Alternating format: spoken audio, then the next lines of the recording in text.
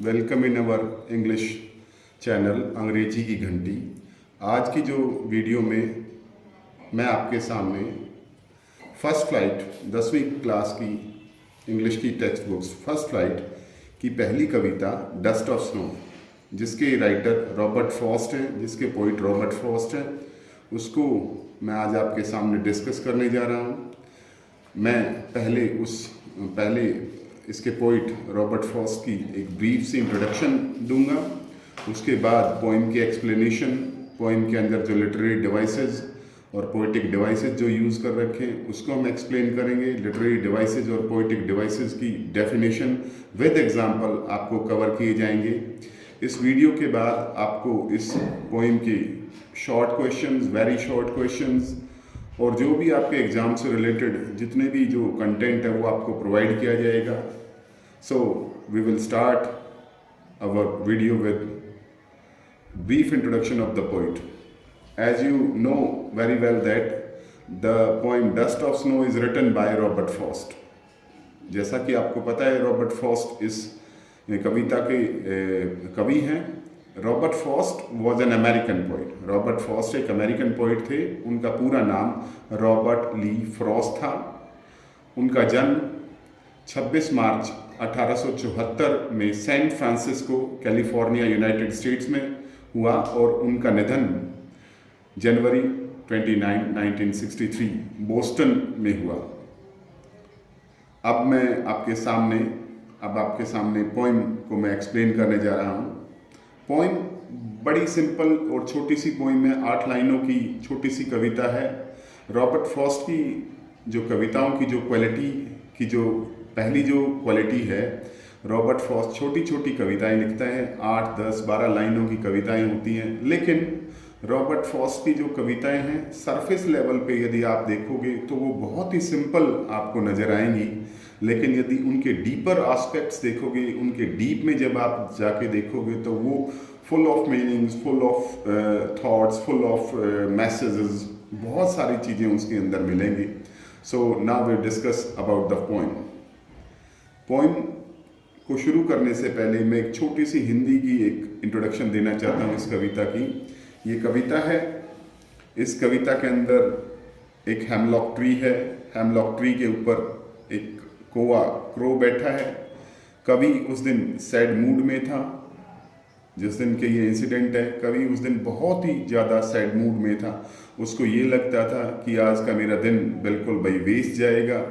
इसलिए वो सोचता है कि क्यों ना भाई मैं एक किसी पेड़ के नीचे जाके बैठ जाता हूँ। जैसे ही वो पेड़ के नीचे जाके बैठता है तो पेड़ के ऊपर, जो कि पेड़ यहाँ पर हेमलॉक, जो कि एक पॉइजनस ट्री है, वो उसके नीचे जाके बैठता है। उस पेड़ के ऊपर कोई क्रो बैठा है, या हो सकता है वो उड़ के आया हो। तो वहाँ पर एक क्रो है, वो उस हेमलॉक ट्री के ऊपर जमी हुई बर्फ को जैसे ही वो टहनी को हिलाता है तो वो जो पेड़ की जो जमी हुई बर्फ कवि के ऊपर आके गिरती है। और जैसे ही वो बर्फ उसके कवि के ऊपर आकर गिरती है तो उसका जो मनोदशा, उसका जो मूड है टोटली चेंज हो जाता है। First Initially he was in dejected or gloomy mood. He was very sad, but when the snow fell on the poet, he turned into a very enthusiastic and happy mood. So now I start the poem. The way a crow shook down on me the dust of snow from a hemlock tree. इस first stanza के अंदर हमारे को बताया गया है कि जिस तरीके से, दावे माने जिस तरीके से, अक्रो, जैसा कि मैंने बताया कि भाई हेमलॉक ट्री और क्रो दो चीज़ें दिखा रखी हैं इसके अंदर। हेमलॉक ट्री के ऊपर भाई एक कोआ बैठा था। जिस तरीके से उस क्रो ने शुक डाउन ऑन मी, शुक माने हिलाना, और हिला के, शुक माने हिलाना और डाउन माने नीचे गिराना। जिस तरीके से उस कौवे ने नीचे गिराई मेरे ऊपर, ऑन मी, मुझ पर। मी कौन है यहाँ पर? पोइट। ट्री के नीचे बैठा, हेमलॉक ट्री के नीचे। तो कवि बता रहा है कि जिस तरीके से उस क्रो ने मुझ पर हिलाई, गिराई, क्या गिराई? The dust of snow. Snow, as you know, snow का मतलब होता है बर्फ। स्नो और आइस, आज मैं आपको दो शब्द बता रहा हूँ, स्नो और आइस। स्नो जो होता है, स्नो होता है नेचुरल आइस, नेचुरल बर्फ, और जो आइस होता है वो आर्टिफिशियल। तो जो नेचर के द्वारा प्रोवाइड की जो जाती है वो स्नो जब उस क्रो ने कवि के ऊपर गिराई, कहाँ से गिराई? From A hemlock tree. Hemlock tree के ऊपर भाई जो कवि बैठा था, हेमलॉक ट्री के ऊपर जो क्रो बैठा था, उस क्रो ने उस हेमलॉक ट्री के ऊपर जमी हुई बर्फ को जब उस नीचे बैठे हुए पोइट के ऊपर गिराया, इस तो क्या चेंज आया वो हम नेक्स्ट स्टेंजा में देखेंगे। तो फर्स्ट फोर लाइन्स में, फर्स्ट स्टेंजा में we have been told that the poet was sitting under the tree of a hemlock tree and on the hemlock tree there was a crow, he shook the dust of snow and it fell on the poet. Symbols. अब मैं आपको इसके अंदर जो rhyme scheme जो आई हुई है, जो फर्स्ट जो स्टेंजा के अंदर राइम स्कीम है ए बी ए बी। कैसे?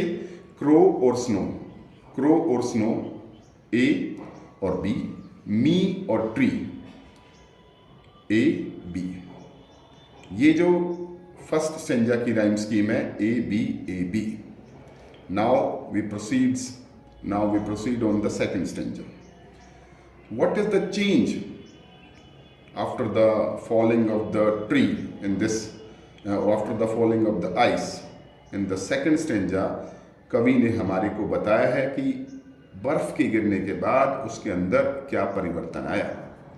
Has given my heart a change of mood। जैसे ही वो बर्फ उसके ऊपर गिरती है, कवि के ऊपर गिरती है, क्रो के द्वारा जो गिराई गई जो बर्फ कवि के ऊपर गिरती है, तो उससे कवि के जो दिल का जो दशा थी, मन की जो दशा थी, उसके अंदर बदलाव आ जाता है। यानी कवि के जो सैड थॉट्स थे, कवि के जो डिजेक्टेड ग्लूमी जो सैडनेस थी, it turns into the happiness, it turns into the enthusiasm. यानी जो उदासी भरे विचार थे वो एकदम तुरंत बिल्कुल भाई वो खुशी और उत्साह में बदल जाती है। So has given my hurt, वो बर्फ के गिरने से मेरे अंदर, मेरे दिल के अंदर क्या भाव आए? A change of mood. उसने मेरे मूड को, उसने, मूड मीन्स मनोदशा, आपकी मन की दशा, उसने बर्फ के गिरने से कवि के जो मन की दशा है वो बदल गई। एंड सेव्ड सम पार्ट, और उस बर्फ के गिरने से क्या फ़ायदा हुआ? दूसरा फ़ायदा उसको कि जो दिन, जिस दिन को वो अपने लिए अनलकी, जिस दिन को अपने लिए भाई सैड मान रहा था, वो उसका जो दिन था वो बच गया। Of a day I had rude, और उस दिन के लिए वो र्यूड कर रहा था। र्यूड का मतलब यहाँ पर हैड एंड रिग्रेट, यानी ही वॉज रिग्रेटिंग, वो पश्चाताप, वो पछता रहा था कि भाई आज तो भाई सारा दिन मेरा वैसे ही वेस्ट जाएगा और भाई आज कुछ नहीं करूँगा, आज उदासी में बैठा रहूँगा। तो तब उसको रियलाइज़ हुआ यदि भाई मैं वहीं, यदि वो एक्टिविटी नहीं होती, वो क्रो का भाई बर्फ़ का गिरना नहीं होता, तो उसका पूरा दिन वैसे ही वेस्ट जाता। तो इस प्रकार से जैसे उस कवि ने, उस क्रो ने उसके ऊपर बर्फ़ गिराई और उस बर्फ़ के गिरने से जो परिवर्तन आया, पहले स्टेंजा में तो ये बता रखा है कि भाई किस तरीके से बर्फ़ किसने गिराया, किसने क्या एक्टिविटी की, किसके ऊपर एक्टिविटी की, ये बताया गया। और दूसरे स्टेंजा में उस एक्टिविटी का इफेक्ट, एक्टिविटी का प्रभाव क्या आया। तो ये बड़ी सिंपल सी पोइम थी।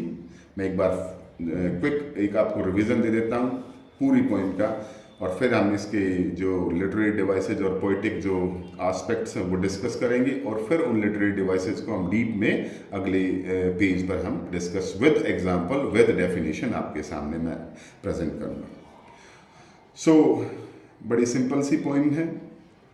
कवि बताता है कि जिस तरीके से वो एक एक्टिविटी उसके ऊपर हुई, एक्टिविटी उसके साथ हुई, वो हेमलॉक ट्री के नीचे जाके बैठा था। हेमलॉक ट्री के ऊपर एक क्रो बैठा था। जिस तरीके से उस क्रो ने, उस कोवे ने उसके ऊपर भाई बर्फ़ का टुकड़ा, बर्फ़ की परत या जमी हुई बर्फ़ जो पेड़ पर जमी हुई थी, उस बर्फ़ को उसके ऊपर गिराया, और उस बर्फ़ के गिरने से उसकी मनोदशा, उसके दिल की दशा, उसकी मन की दशा बदल जाती है। वो दशा जो पहले वो बिल्कुल भाई सैड फील कर रहा था, उदास फील कर रहा था, बिल्कुल सुस्त सा फील कर रहा था, जैसे ही भाई वो उस पेड़ के नीचे आके बैठा और उस पेड़ के ऊपर से जो जमी हुई बर्फ़ उस कवि के ऊपर गिरती है, तो उससे एक प्रकार से उसके अंदर एक एनर्जी सी, एक चार्जिंग सी आ जाती है, और भाई वो बहुत ही अपने आप को अच्छा, उत्साहित महसूस करता है। और फिर उसको रियलाइज़ होता है कि यदि वो वहाँ पर बैठा रहता तो उसका सारा दिन वैसे ही बैठे बैठे खराब हो जाता। ठीक है, सो ये थी बहुत अच्छी पोइम हमारी रॉबर्ट फ्रॉस्ट की। इस अब पोइम के अंदर जो भी हमारे लिटरेरी डिवाइसेस आए हैं, मैं उनको आपके सामने डिस्कस करने जा रहा हूँ। हमारा जो फर्स्ट स्टेंजा है उसकी जो राइम स्कीम रहेगी, राइम स्कीम है A B A B. Second stanza के अंदर जो राइम स्कीम है वो सी डी सी डी। सो ये बहुत इंपॉर्टेंट क्वेश्चंस हैं। कई बार इस तरह इस टॉपिक पे बेस्ड हमारे क्वेश्चंस पूछे जाते हैं। सेकंड जो हमारा जो लिटरेरी डिवाइस जो यूज़ कर रखा है, जो फर्स्ट स्टेंजा के अंदर जो हमारा लिटरेरी डिवाइस है, इंजैममेंट। इंजैममेंट को मैं अगले पेज पर अच्छे तरीके से डिफाइन भी कर रखा है मैंने उसको, और एग्जाम्पल के साथ। फर्स्ट स्टेंजा के अंदर जो दूसरा जो लिटरेरी डिवाइस है वो है एसोनेंस। सेकेंड लाइन के अंदर शुक डाउन ऑन मी, इस लाइन के अंदर हमारा जो लिटरेरी डिवाइस है वो एसोनेंस। सेकेंड स्टेंजा के अंदर हमारा जो राइम स्कीम, जैसे मैंने पहले बता दिया आपको, सी डी सी डी। इंजैममेंट यहाँ पे भी रहेगा क्योंकि एक ही sentence without any punctuation mark के भाई कॉन्टिन्यूसली कई लाइनों में रन कर रहा है।